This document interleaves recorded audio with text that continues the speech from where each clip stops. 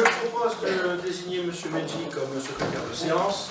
Donc il va ainsi procéder à l'appel. Bonsoir à tous. Monsieur Charles-Alexandre Prokopovitch. Présent. Monsieur Christophe Anque. Présent.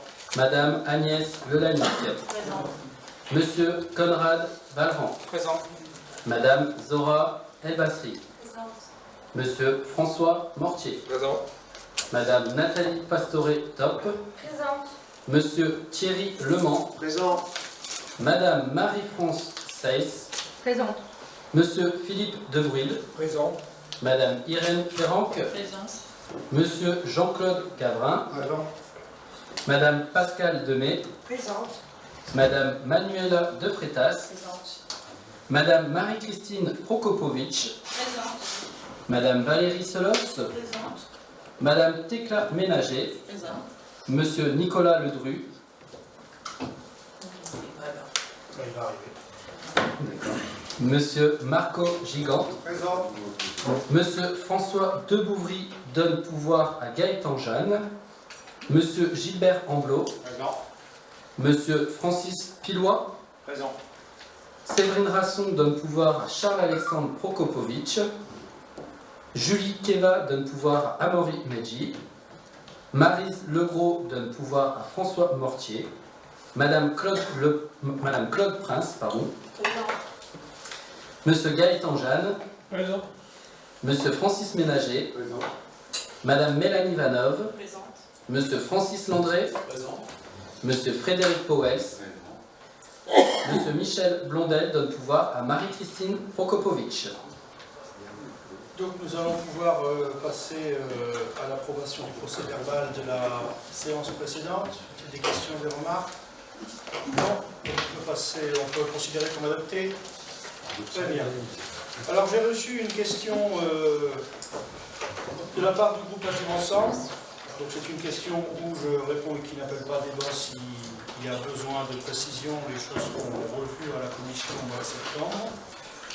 Donc, la question, c'est un point sur les effectifs de la police municipale, incluant le nombre d'agents actuellement en poste sur liste, le nombre d'agents en arrêt maladie ou indisponibilité, le nombre de policiers municipaux effectivement présents sur le terrain de manière opérationnelle.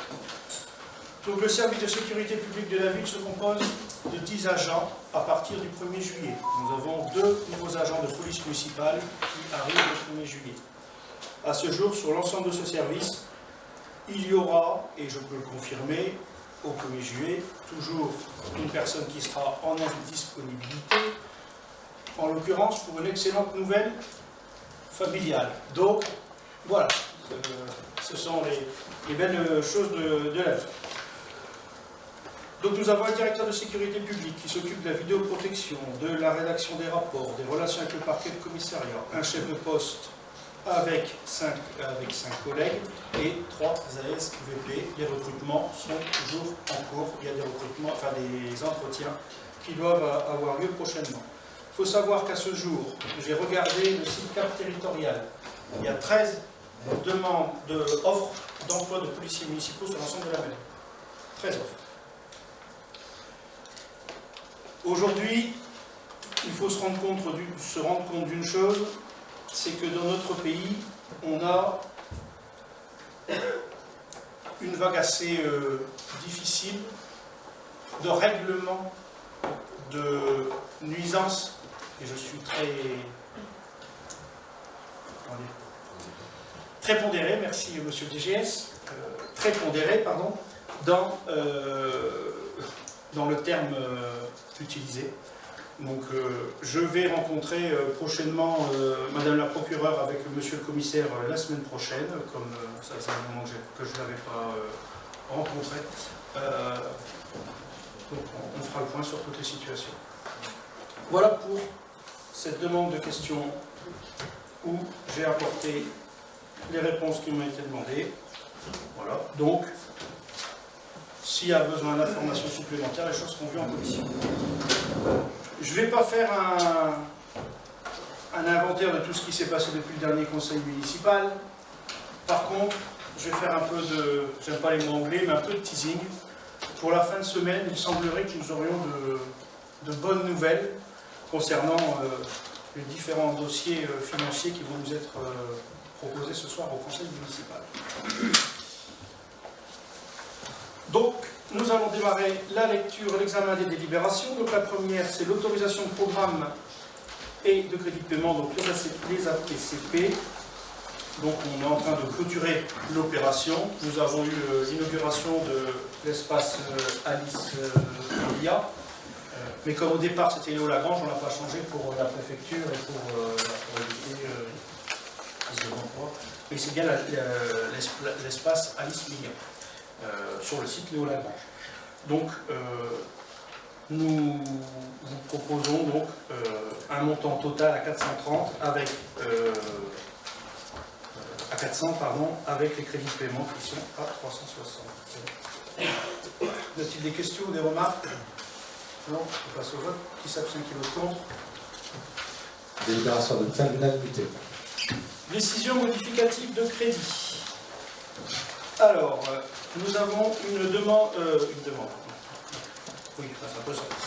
une provision que nous allons examiner plus tard pour l'école Saint-Luc par rapport au nombre d'enfants inscrits, et pour éviter d'avoir des difficultés de règlement pour eux, on fait une provision par rapport au nombre d'élèves qui pourraient arriver à la rentrée.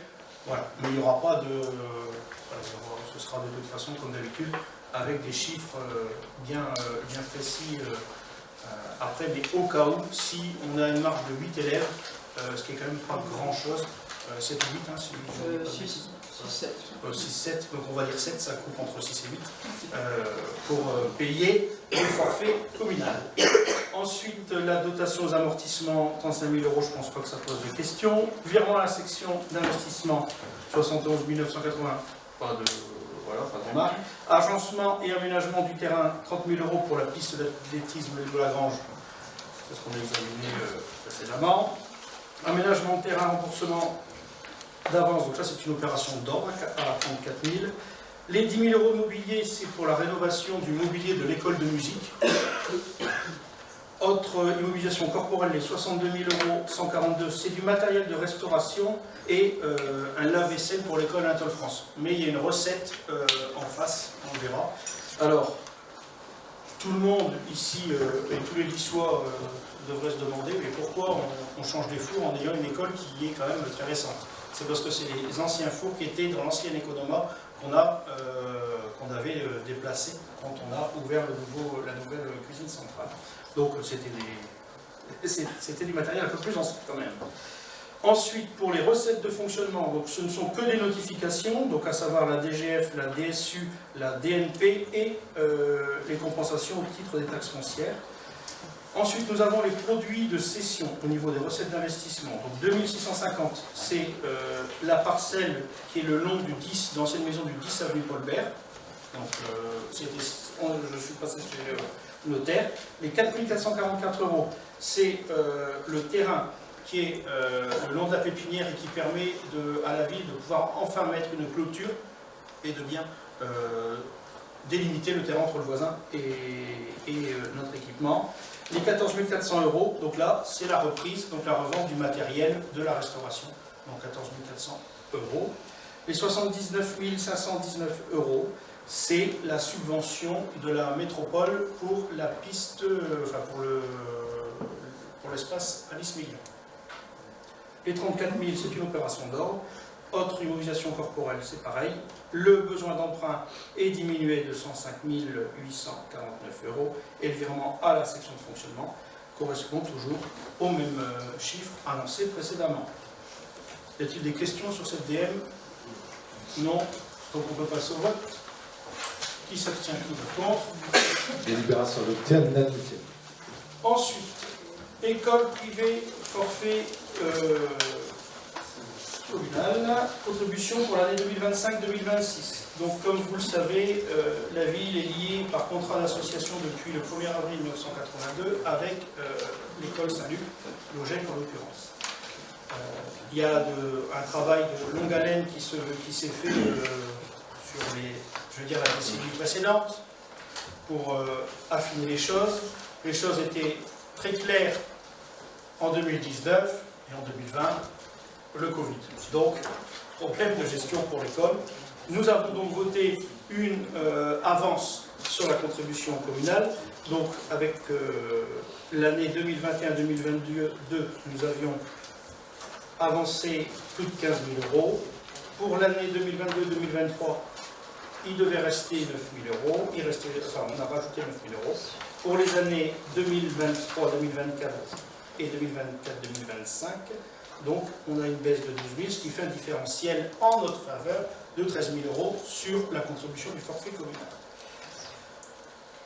Le coût réel de l'élève scolarisé dans l'école publique pour l'année 2024 équivaut à 746 €, donc une augmentation de 4 € par rapport à l'année 2023. Pour tout le reste, les enfants qui ne sont pas lycéens, c'est un autre calcul. Donc on vous propose, au lieu de verser les 746 €, où là on aurait un différentiel qui resterait le même, on vous propose de passer à 720 €, donc ce qui fait une diminution de 26 € par enfant, ce qui permettra de combler le retard pour que nous arrivions à une somme nulle, donc zéro. Y a-t-il des questions sur ce sujet? S'il n'y a pas de questions, on peut passer au vote. Qui s'abstient? Qui vote contre? Délibération adoptée à l'unanimité. Monsieur le délégué, alors. Oui, Oui, à l'unanimité des présents. Des présents, en fait. À l'unanimité des présents. Ouais, c'est toujours- Donc ça fera 32. Voilà. On dit l'unanimité.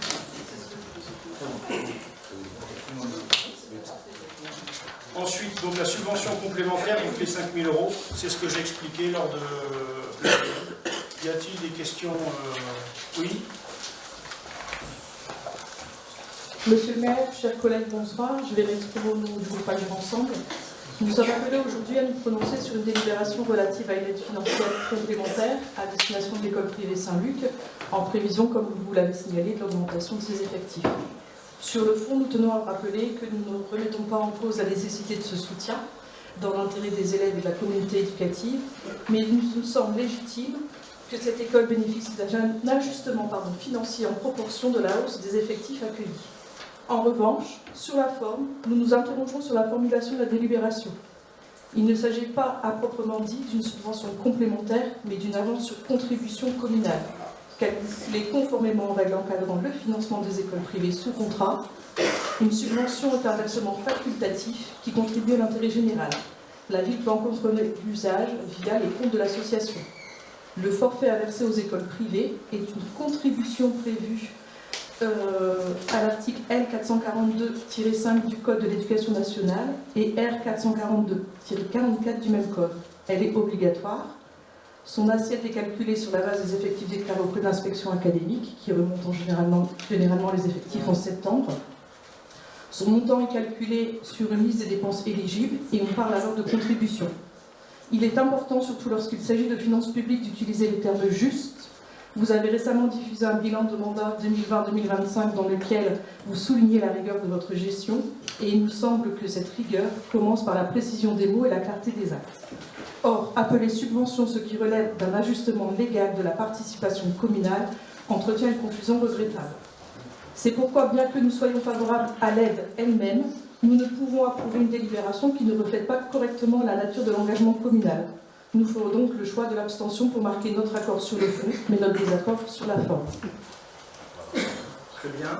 Donc, petite précision, quand nous versons le forfait communal à l'école privée, c'est un compte 65, c'est un compte de subvention, c'est une provision de subvention. Voilà, c'est aussi simple que ça. Donc, pas de souci. Si vous voulez aussi écrire au secrétaire général de la préfecture pour dénoncer les choses, si voilà, vous pouvez le faire, vous l'avez fait, d'ailleurs vous avez une réponse négative de sa part. Donc, pas encore fait, mais nous le ferons effectivement. Allez-y, aucun problème. Sur ce, nous devons passer au vote. Donc, hormis les trois abstentions, y a-t-il des questions? Non, on peut passer au vote. Qui s'abstient? Qui vote contre? Donc la délibération adoptée donc, à la majorité, à 30 voix et 3 abstentions. Ensuite, subvention aux associations. Donc, subvention exceptionnelle 2025, fraternelle des anciens combattants de l'Anoua Listouflers. Donc on vous propose de verser 2 000 € à l'association de la Fraternelle des Anciens Combattants pour l'organisation de la commémoration des 80 ans de la Libération. Comme on l'avait expliqué, l'association attendait d'avoir toutes les subventions pour demander le reliquat à la commune. Et comme pour le centenaire de l'armistice de 1918, ils ont quand même, et ils ont encore une fois bien géré les choses et ils nous demandent une participation quand même très modeste. Alors il faut bien sûr, il faudra ajouter aussi la mise à disposition des locaux et puis du matériel et du personnel municipal. Mais 2 000 € pour l'intérêt historique, l'intérêt pédagogique, c'est vraiment pas cher payé. Voilà, donc on peut passer au vote. Qui s'abstient, qui vote contre? Adoption à l'unanimité. Donc, bien que ce soit du personnel municipal, je présente cette délibération pour le CIVU du Petit Prince. Donc, on modifie la délibération numéro 2024-102 du 11 décembre 2020. Pourquoi? Parce qu'avec l'avis de Lannoy, qui est également membre du CIVU, à part égale 4 élus, soit 4 élus lannoyens, nous avons décidé de préciser les choses qui peut-être était un oubli, ou en tout cas n'était surtout pas dans les usages de l'époque, c'est-à-dire que nous mettons la liste des agents de la ville qui pourraient intervenir au CIVU du Petit Prince, évidemment dans leur heure de travail, puisqu'ils travaillent pour la ville, pour donner voilà, un coup de main dans le fonctionnement de l'école, ce qui a toujours été fait, mais là on souhaite le sécuriser par une délibération. Donc quels sont ces services? Régie et gestion des recettes et dépenses, entretien des locaux, alors ça c'est au cas où, mais ça n'arrive normalement jamais, la restauration scolaire, maintenance technique et intervention courante, gestion des ressources humaines, suivi des marchés publics, appui aux fonctions comptables et budgétaires et l'assistance informatique. Y a-t-il des questions sur cette délibération de mise à disposition de la loi? Non, donc on peut passer au vote. Qui s'abstient? Qui vote contre? La délibération est adoptée à l'unanimité. Modification du tableau des effectifs. Bonsoir à tous. Création de postes, 2 postes en filière culturelle pour l'école de musique, un poste de 15 heures et un poste de 2 heures, ainsi que la création d'un poste pour une EJE, éducatrice de jeunes enfants, dans la filière du médico-social. Y a-t-il des questions par rapport à cette modification? Non, donc on peut passer au vote. Qui s'abstient? Qui vote contre? Délibération adoptée à l'unanimité. Donc la participation au financement des contrats et règlements souscrits par les agents de la collectivité via le CDG. Alors, au vu du Code général des collectivités territoriales, du Code général de la fonction publique et des différents décrets, de la convention de participation qui a été conclue par le CDG 59 en date du 1er janvier 2026 avec la mutuelle nationale territoriale, la MNT, et de l'avis du comité social territorial du 5 juin 2025, la ville de Lycée-Lannoy souhaite participer au financement des contrats souscrits par les agents dans le cadre de la convention de participation conclue par le CDG 59 pour le risque santé. La participation concerne les agences titulaires et stagiaires. Le montant mensuel de la participation municipale est fixé à 25 € par agent pour les catégories C, à 17 € par agent pour les catégories B et à 15 € par agent pour les catégories A. L'Assemblée délibérante décide d'instaurer la participation au financement des contrats et règlements souscrits par les agents de la collectivité dans le cadre de la convention de participation conclue par le CDG 59 pour le risque santé, selon les conditions reprises ci-dessus, et d'inscrire au budget les crédits nécessaires à son paiement et autorise Monsieur le maire à signer tout document en découlant. Des questions? Non, on peut passer au vote. Qui s'abstient? Qui vote contre? Délibération adoptée à l'unanimité. Donc, alors nous allons parler de forme.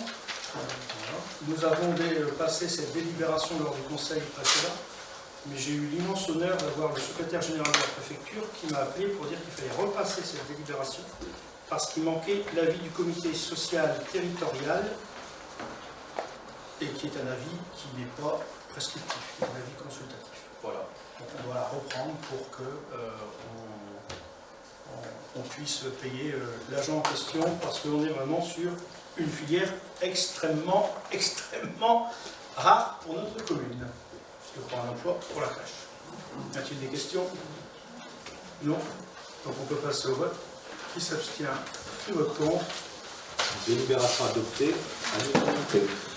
Alors, je vous invite à consulter le rapport d'activité 2024 pour la Maison bio de la nature et de la pêche. Je vous informe que nous sommes en vigilance orange pour les orages au niveau du département du Nord jusqu'en milieu de nuit. Donc, faites attention à vous. Et puis, pour les Lissois, festivité est bien sûr reconduit. Donc je vous souhaite de bonnes vacances et je vous donne ce que